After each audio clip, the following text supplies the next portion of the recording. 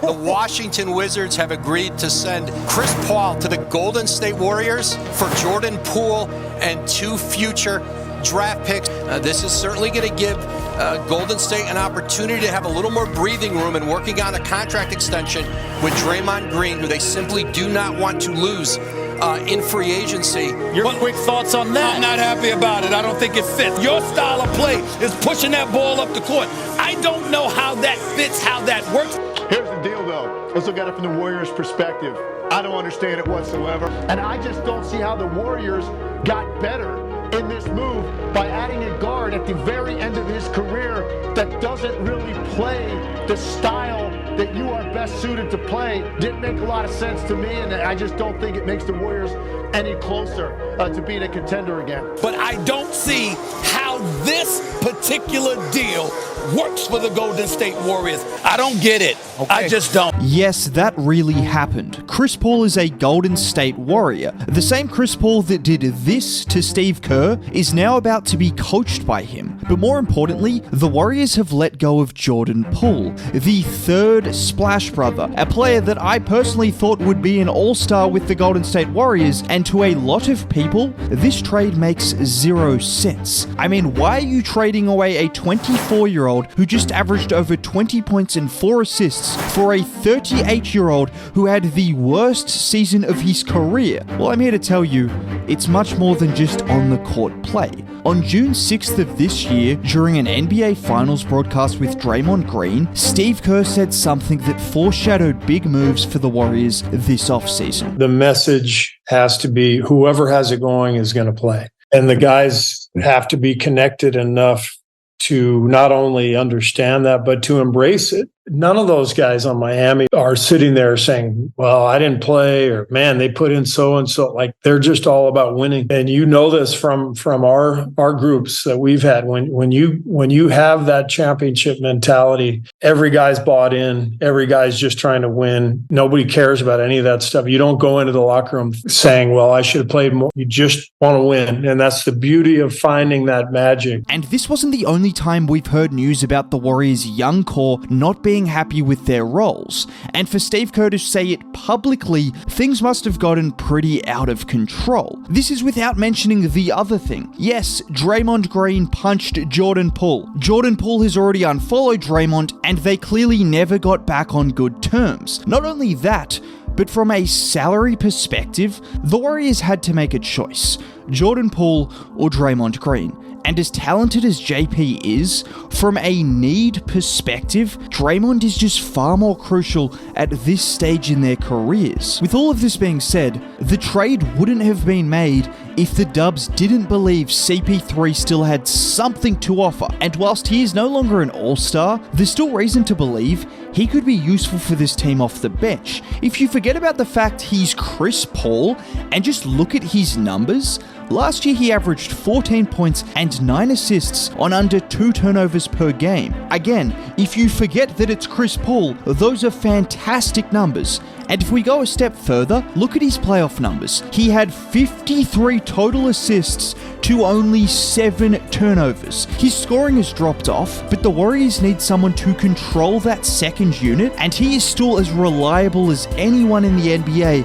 at making good decisions. And you know why it's so crucial that the Dubs have someone that they can trust off the bench? Because we saw it last year yet again. When Steph Curry sat, the Warriors crumbled. In this year's playoffs, when Steph Curry was on the floor, the Dubs had a 116 offensive rating with a +3 net rating in nearly 500 minutes. Take a guess at what it looks like in the 130 minutes he was off the floor. An offensive rating of 97 and a net rating of -15.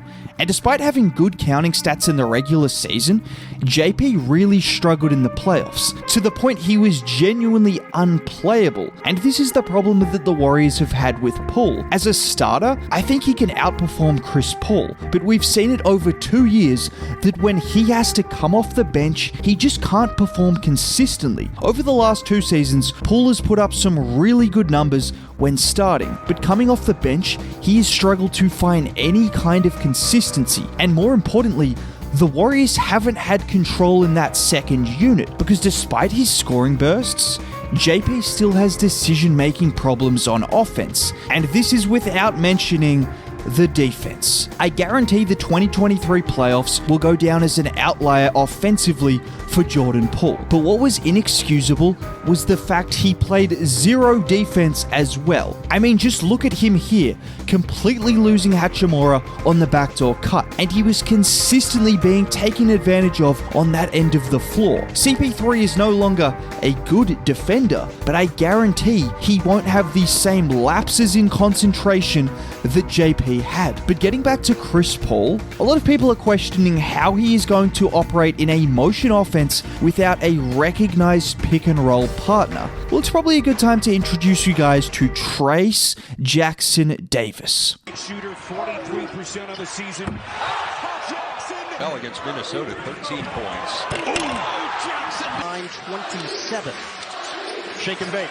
Jackson Davis rims it. Bates goes full court. First half turnovers now. Down the lane. Why am I mentioning a rookie? Well, because he could be the answer off the bench with Chris Paul. I'm aware he was drafted near the end of the draft, but he might be the steal of the draft. As a 23-year-old, Jackson Davis averaged 21, 11, and 4 and was considered a late first-round talent by many. The potential to have him off the bench alongside CP3 might completely change the Dubs' second unit and turn a weakness into a strength. We already know what CP3 can do as a playmaker in the pick and roll, but take this play for example from Jackson Davis. He slips the screen and gets the ball on the move, but he has the poise to then avoid the charge and drop it in softly. Well, how about on this play where he gets the ball in the middle of the floor, dribbles left before hitting a hook shot. Offensively, he has a mix of soft touch and freakish athleticism, and at 23, I can see a partnership already forming with CP3. Also, let's not act like he can't work with Steph Curry as well. Steph is the greatest off-ball player in NBA history and has spent years working off the ball with Draymond. Imagine him doing it with Chris Paul. Or how about Klay Thompson and the spots that CP3 could find him in? Don't get it twisted. This trade could go down in history as an all-time terrible trade, but I do believe that Jordan Poole's potential was never going to be reached coming off the bench, and maximizing a top 5 player in NBA history is all that should matter to the Golden State Warriors right now. And this move could help that, not only because of CP3's decision-making and consistency, but more importantly, this likely means Draymond Green will be back. I'm still going to miss watching Jordan Poole and Steph Curry though.